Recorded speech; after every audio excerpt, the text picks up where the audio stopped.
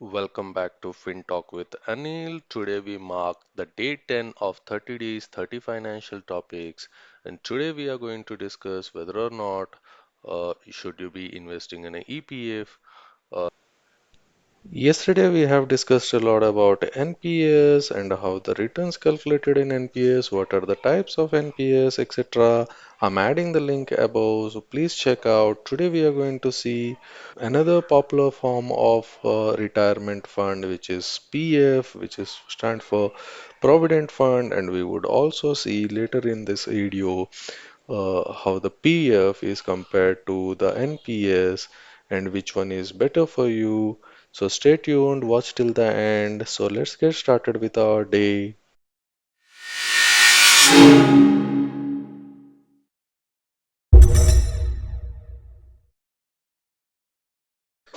So, Employee Provident Fund is a retirement savings scheme curated specially for employees where both the employer as well as employee contribute typically about a 12% of the basic plus DA of the employee salary and which has been further invested into government and which kind of gives you a fixed rate of return, yeah, which kind of creates you a corpus for your retirement, right?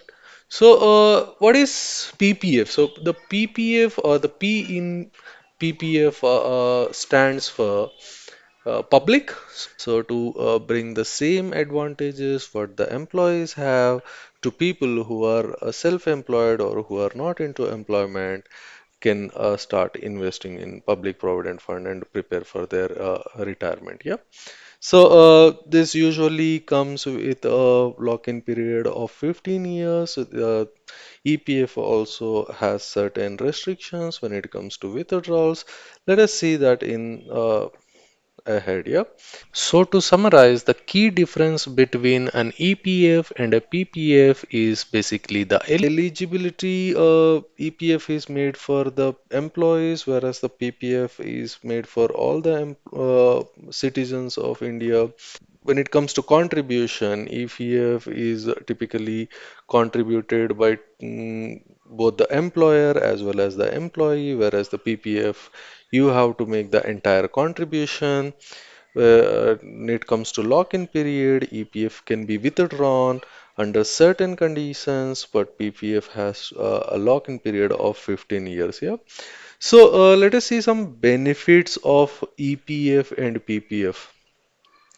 And now, both are retirement funds indeed, and both gives you a tax benefit under Section 80C to an extent of 1,50,000, and both are partially withdrawable basing on certain conditions, and then both are securely backed by the government, so you get a fixed rate of return at the end of your tenure. Yeah. So the interest rate, when it comes to interest rate, EPF currently is providing about 8.5%, whereas the PPF interest rates are at about 7.1%. EPF generally offers a slightly higher rate because interest you're going to earn on EPF is going to be taxable at the time of retirement. However, the PPF interest is tax free. Yeah? So, tax benefits, I've been telling both EPF and PPF has a tax benefit under 80C to an extent of 1,50,000 that you can avail. The withdrawal conditions for EPF differs on the purpose of the withdrawal. There are certain conditions like your medical situations or daughter's marriage or personal marriage, etc. While as for PPF, you are not allowed to withdraw in up to 7 years, and if you are someone who's planning to withdraw a full amount, then you have to wait up to 15 years. Yeah. So, to talk about a conclusion, EPF versus PPF, there is no comparison because both are made for different people. If you are an employee, then you have no option but to go with the EPF. Of course, you can voluntarily contribute into PPF, but then the PPF is made for everyone and makes it a voluntary investment. Yeah, both are excellent tools for planning into your retirement savings. So, Let us understand about recent developments. The government has recognized the essential or benefits of NPS and wants to give a better opportunity for the employees who are as of now mandated to invest into EPF.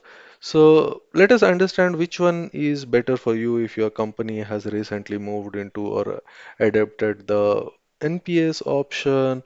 So why join NPS instead of EPF? Now, EPF could be a very good way of investment provided you are someone who doesn't want to take risk, which kind of 8.5%. But yesterday's video, I'm gonna uh, add it in the end, check out. So we have checked the NPS is performing way better, on a year-on-year basis for the current year. It is already excellent, which the funds are giving you more than 20%. If you want to have a quick sneak peek, so I have it here. If you see a 5-year return of the NPS is giving about a 19%, and year-on-year basis, so the markets are pretty much working great. So if you're someone who wants to take that kind of advantage, then yeah, why not? You want to go for an NPS. That the youth is more towards an aggressive risk taker and believes in more returns, right? So what is the NPS corporate sector model? It has been introduced in 2011 by the government, where the government has acknowledged the significance of NPS and want to pass on to the employees who are as of now mandated to provide into the EPF. So if you are someone who wants to go aggressive about or take the benefit of the market fluctuations or growing India, then why not you can choose NPS instead of EPS. Yeah, so this is kind of an option for mind that this is kind of an option for the corporates in the first hand, and also in return this is an option to the employees from the corporates. Yeah. So how can an employee join NPS when they already have an EPS scheme? So companies kind of make it mandatory for all employees to contribute to EPF if they're earning more than 15,000 per month. But they might not want to switch all employees from EPS to NPS completely. However, many employees are open to investing in NPS after learning about its benefits. Yeah. So, to facilitate national pension system registration, there are various approaches companies can take a seamless adoption. Here are some of them which includes if you are a new employee who are not covered under EPF can directly join into NPS right from the start. If you are employee with a previous EPF can choose a NPS instead of EPF from the joining when you are joining into a new company, or if you are an existing employee under EPF, you can continue with it while also joining the NPS with the ultimate goal is to maximize retirement benefits for hardworking employees. Yeah. So, companies can choose NPS or EPF or both based on what employees prefer. Yep. So, what are the key benefits after retirement if you're someone who's going with NPS? If you opt for NPS and your employer contributes to your NPS account, it will boost your retirement savings. Additionally, there is an exclusive tax benefit on the employer's NPS contribution under Section 80 CCD2 up to range of 10% of your salary or rupees 1,50,000. Uh, this employer contribution is not considered part of your taxable income under Section 80CCD and resulting in a significant tax savings for you over time. These tax benefits, along with the savings, can help you accumulate a substantial amount, further enhancing your pension corpus. Yeah. So that being said, let us have a sneak peek into from few examples, we have it here to understand which one gives you a better return. Yep. So if you we have here an NPS calculator and a PF calculator.